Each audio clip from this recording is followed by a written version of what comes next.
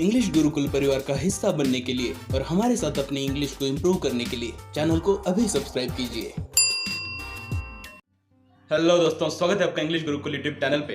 दोस्तों, अक्सर आपने स्पाई मूवीज देखे होंगे जैसे कि शर्लॉक होम्स, जेम्स बॉन्ड या फिर बॉलीवुड की कुछ पॉपुलर मूवीज जिसमें से एक बादशाह मूवी आपने देखा होगा। बादशाह मूवी में वो गाना है ना, आशिक हूं मैं, कातिल भी हूं, सबके दिलों में शामिल भी हूं, नींदे चुराना, दिल को सताना, बस यही मेरा कसूर, वादों से अपने मुकरता नहीं, मरने से मैं कभी डरता नहीं। तो ये गाना जो है, ये गाना हमें एक स्पाई या फिर जो एक सीक्रेट एजेंट होता है उसका एटीट्यूड दिखाता है। वो मरने से डरता नहीं, वो जाबाज होता है। उसके पास अलग अलग गैजेट्स होते हैं जैसे कि अलग अलग तरह की बंदूकें, एक छोटे छोटे से बम जो बड़ा धमाका कर सके, या फिर कुछ ऐसे अलग अलग च्युइंगम जो च्युइंगम से सामने वाला व्यक्ति बेहोश हो जाए या फिर वो अपने मन की बात बता दे, या ऐसे अलग अलग टेक्नोलॉजीज उसके पास होते हैं। अक्सर जो स्पाइज होते हैं वो कुछ मिशन के ऊपर काम कर रहे होते हैं, अक्सर कुछ सीक्रेट इंफॉर्मेशन उनके पास होती है, वो इंफॉर्मेशन जिसके चलते बहुत ज्यादा पैमाने पर नुकसान हो सकता है यार, लोगों की जाने जा सकती है। तो मूवीज में अक्सर ही दिखाया जाता है कि ये स्पाइस किस तरह से अपनी जाबाजी से दुश्मन के साथ लड़ते हैं और एक पैमाने पर आप बता सकते हैं कि इंसानियत की वो रक्षा करते हैं। इस कहानी के अंदर हम एक स्पाई की कहानी पढ़ने वाले हैं जिसका नाम है ऑसेबल। अब ये ऑसेबल एक ऐसा स्पाई है, एक ऐसा सीक्रेट एजेंट है जो बादशाह के जो मैंने डिस्क्रिप्शन बताया उस डिस्क्रिप्शन के अंदर बिल्कुल नहीं बैठता। एक बहुत ही मोटा सा और छोटी सी हाइट का ऑसेबल नाम का एक सीक्रेट एजेंट है जो मूलतः अमेरिकन है। अब 20 साल हो गए वो फ्रांस में रहता है और फ्रेंच लैंग्वेज भी बोलता है, लेकिन इतने सालों के बीच में भी उसका जो इंग्लिश एक्सेंट है तो बोलते हुए लगता है कि अमेरिकन इंसान फ्रेंच लैंग्वेज में बात कर रहा है। तो इसी से हमें समझ में आता है कि वो उतना ज्यादा शातिर नहीं है। लेकिन एक यहाँ पे राइटर इंसान है जिसका नाम है फाउलर। फाउलर एक नौजवान लड़का है जो राइटर है और वो ऑसेबल के साथ टाइम बिता रहा है, उसके साथ वक्त बिता रहा है ये देखने के लिए कि आखिर एक सीक्रेट एजेंट की लाइफ किस तरह से होती है। हो सकता है फाउलर कोई नॉवेल लिखना चाहता है, कोई स्टोरी लिखना चाहता है जिसके इंस्पिरेशन के तौर पर वो एक सीक्रेट एजेंट की लाइफ वहां पे ऑब्जर्व कर रहा है। उसे ऑब्जर्व करने के बाद हो सकता है वो कोई स्टोरी लिखेगा।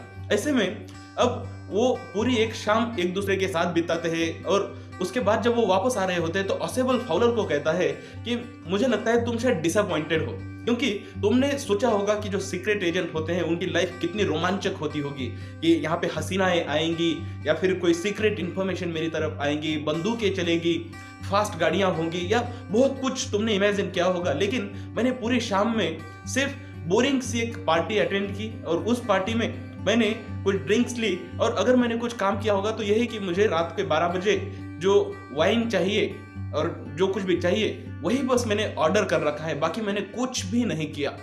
लेकिन वो कहता है कि आज शाम को 12:30 बजे मेरे पास एक बहुत ही सीक्रेट इंफॉर्मेशन आने वाली है। अब ये बात सुनने के बाद फाउलर को थोड़ा सा अच्छा लगता है कि चलो कुछ तो ढंग का काम करने वाला है इंसान। और उसके बाद वो जाता है तो वो देखता है कि जो ऑसेबल रहता है वो जगह भी बहुत ही बोरिंग सी होती है। एक 6वें माले पे रहता है, एक पुरानी सी बिल्डिंग के एक होटल के अंदर, और वो जब रूम भी देखता है तो उसे भी ऐसा कुछ खास नहीं लगता कि एक साधारण सी जगह पे इंसान रहता है। क्योंकि अक्सर जब हम फिल्मों में देखते हैं तो जो स्पाइस होते हैं, सीक्रेट एजेंट्स होते हैं, वो बहुत ही फैशनेबल रहते हैं और बहुत ही हाई फाई जगहों पर रहते हैं, अक्सर यहाँ से वहाँ घूमते रहते हैं। लेकिन ऐसे किसी भी डिस्क्रिप्शन के अंदर ऑसेबल फिट नहीं बैठता था। उसके बाद जब वो ऑसेबल की रूम के अंदर पहुंचे और जैसे ही ऑसेबल ने अपनी रूम की लाइट जलाई तो तुरंत ही वहां पे कुछ इंटरेस्टिंग सी बात हुई, क्योंकि उस रूम के बीचों बीच मैक्स नाम का एक दूसरा सीक्रेट एजेंट अपने हाथ में बंदूक थाने हुए खड़ा था, और वो बंदूक वो ऑसेबल की दिशा में पॉइंट आउट करके खड़ा था। अब ये देख के फाउलर जो कि एक राइटर है, एक नौजवान इंसान है, उसे अपने दिन का पहला कुछ थ्रिल मिला, कुछ रोमांच मिला, क्योंकि बंदूक अगर सामने वाले किसी व्यक्ति के हाथ में हो तो जाहिर सी बात है आपको बहुत ही रोमांचिक या थ्रिल महसूस होता है। ऐसा ही फाउलर को भी महसूस हुआ। लेकिन जो मैक्स दूसरा ये सीक्रेट एजेंट था वो भी कुछ ऐसा ही था, वो भी कुछ बहुत खूबसूरत या फिर बहुत ऊंचा नहीं था। उसके हाथ में अगर कोई डरावनी चीज थी या उसे देखकर डरने लायक कोई चीज थी तो उसके हाथ में जो बंदूक थी बस उसी को देखकर कोई डर सकता था, बाकी वो बहुत ही कॉमन सा दिखने वाला लड़का था। अब फिर ऑसेबल उसे कहता है कि मैं ये जो होटल की मैनेजमेंट है उस पर अभी बहुत गुस्सा करने वाला हूँ, मैं बहुत लड़ने वाला हूँ होटल की मैनेजमेंट से। ये इस महीने में दूसरी बार है जब कोई मेरी बालकनी से मेरे रूम के अंदर घुस आया है। ये होटल की मैनेजमेंट को मैंने ऑलरेडी बताया था कि आप ये बालकनी ब्लॉक कर दो, लेकिन फिर भी इन लोगों ने नहीं किया। तो यहाँ पे इस तरह के जो रिएक्शन ऑसेबल देता है ये बहुत ही ऑड है, क्योंकि मान लीजिए कि आपकी तरफ अगर कोई बंदूक तान के खड़ा है तो आप शायद डर जाओगे या आप बोलोगे क्या हुआ, क्यों तुम मेरी तरफ बंदूक तान रहे हो, मुझे मत मारो, इस तरह से कोई गिड़गिड़ाएगा या रिक्वेस्ट करेगा। लेकिन ऑसेबल ऐसा कुछ भी नहीं बोलता। इसके बजाय वो बोलता है कि मैं होटल की मैनेजमेंट के साथ अभी झगड़ने वाला हूँ, क्योंकि इन्होंने ये बालकनी जो ये विंडो के बाहर है, खिड़की के बाहर जो बालकनी है उसमें से लोग आ रहे हैं और उन्होंने वो बालकनी अब तक बंद नहीं की है। और फिर वो मैक्स को बोलता है कि मैक्स मेरे ख्याल से तुम्हें तो बर्लिन में होना चाहिए, फिर तुम यहाँ पे क्या कर रहे हो। तो मैक्स कहता है कि आज रात 12:30 बजे तुम्हारे पास जो एक रिपोर्ट आने वाली है ना, वो रिपोर्ट मुझे चाहिए, क्योंकि मुझे लगता है कि वो रिपोर्ट मेरे पास ज्यादा सेफ रहेगी। यहाँ पे कहने का मतलब ये हुआ कि जो मैक्स है वो एक ट्रेटर है।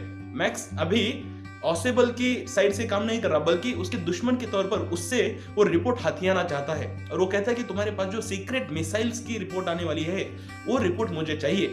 और फिर इतने में उसी दरवाजे का, जिस रूम में रहते हैं उसके दरवाजे की धप धप धप धप आवाज बाहर से बजने लगती है और आवाज आती है, मिस्टर ऑसेबल दरवाजा खोलिए। और ऐसे में जो मैक्स है वो एक पल के लिए सकपका जाता है, वो समझ नहीं पाता कि आखिर हो क्या रहा है। और ऑसेबल कहता है कि दैट विल बी पुलिस, ये पुलिस है, क्योंकि मुझे लगता है इतनी सीक्रेट इंफॉर्मेशन जो मेरे पास आने वाली है तो उसके लिए कुछ प्रोटेक्शन होना जरूरी है। तो इसीलिए मैंने पुलिस को बोल रखा है कि आप समय समय पर आके मुझे चेक करो कि मैं यहाँ पे सेफ्टी है कि नहीं है।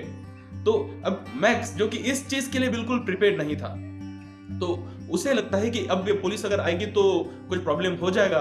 तो वो क्या कहता है कि मैं यहाँ पे बालकनी में नीचे इंतजार करूंगा, तुम ये पुलिस को वापस भेजो, नहीं तो मैं गोली चलाने से भी नहीं कतराऊंगा। और फिर ऐसे बोलते बोलते वो खिड़की के दोनों तरफ ऐसे पैर रख के खिड़की से नीचे कूद जाता है बालकनी के अंदर। और फिर थोड़ी देर बाद वो जो बाहर से खटखट की आवाज आ रही थी, वो इंसान खुद ही दरवाजा खोलता है और अंदर आ जाता है। और अंदर आता है तो समझ में आता है कि वो कोई पुलिस नहीं है बल्कि वेटर है। और वेटर जिसे बराबर 12 बजे की ऑर्डर दी गई थी कि आपको वाइन लाना है और बॉटल लानी है, तो वो ऑर्डर लेकर वेटर वहां पे आया हुआ था। अब उसके बाद वेटर उनको सर्व करके वापस चला जाता है और फाउलर बस वहां पे देखते खड़ा रहता है। वो कहता है कि अब तो मैक्स वापस आएगा, क्योंकि उसके अंदर अभी भी डर है कि मैक्स वापस आएगा और वो हो सकता है फिर से एक बार हमें डराने की कोशिश करेगा, बंदूक तानेगा। ऐसे में ऑसेबल उसे कहता है कि दोस्त अभी मैक्स नहीं आएगा, क्योंकि वहां पे कोई बालकनी है ही नहीं। तो ये पूरी कहानी जब हम पढ़ते हैं तो हमें ये समझ में आता है कि किसी स्पाई या गुप्तहेर या सीक्रेट एजेंट के पास भले अलग अलग हथियार होते हैं, और अक्सर जब हम देखते हैं तो हमें लगता है कि ये उसका सबसे बड़ा हथियार है। उसके पास कोई टेक्नोलॉजी, कोई गैजेट, कोई अलग तरह का मोबाइल, कोई हथियार, ये उसके लिए ज्यादा जरूरी है, ऐसे हमें लगता है। लेकिन जब हम इस कहानी को पढ़ते हैं तो हमें एक बात समझ में आती है कि किसी सीक्रेट एजेंट के लिए सबसे बड़ा अगर कोई हथियार है तो उसका खुद का दिमाग है। और अगर कोई सबसे इंपॉर्टेंट चीज उसके पास है तो वो है समय सूचकता। किसी सिचुएशन को किस तरह से आप हैंडल करते हो, या किसी सिचुएशन के लिए आप कैसे प्री प्लान रहते हो, या जो भी हो रहा है उसको अपने उपयोग में किस तरह से लाते हो, ये चीजें या ये टैलेंट, ये स्किल किसी गुप्तहेर या सीक्रेट एजेंट के लिए सबसे ज्यादा जरूरी है। उम्मीद करता हूँ आपको ये कहानी अच्छे से समझ गई है। मैंने कोशिश की है कि आपको इंटरेस्टिंग करके इस कहानी को मैं पढ़ाऊं। अगर अभी भी आपके कुछ डाउट्स है तो जरूर कमेंट लिखकर पूछ सकते हैं। Thank you very much.